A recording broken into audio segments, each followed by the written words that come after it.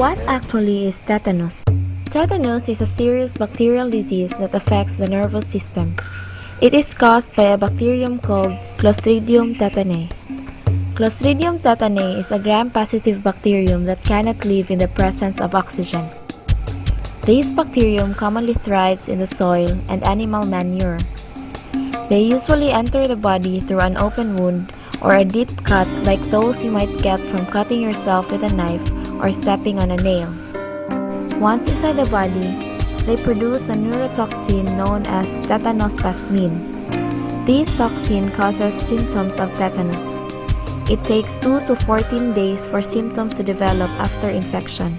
The early symptoms of tetanus is characterized by fever, locked jaw, difficulty in swallowing, heavy perspiration, restlessness, and stiffness in the neck and abdomen. Later symptoms include severe muscle spasms, generalized tonic seizure-like activity, and severe autonomic nervous system disorders. For treatment of tetanus, first, the wound must be cleaned. Then, dead and infected tissue should be removed surgically by a process called debridement.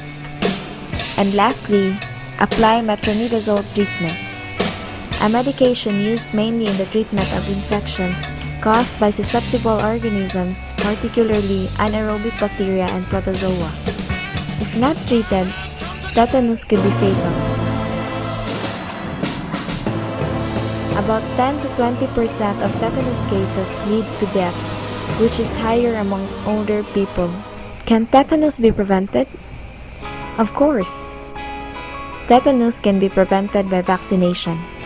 In children under the age of 7, the tetanus vaccine is often administered as a combined vaccine, DPT vaccine or DTaP, which also includes vaccines against diphtheria and pertussis. For those over 7, the tetanus and diphtheria, TD, or tetanus, diphtheria, and acellular pertussis, DDaP vaccines is commonly used.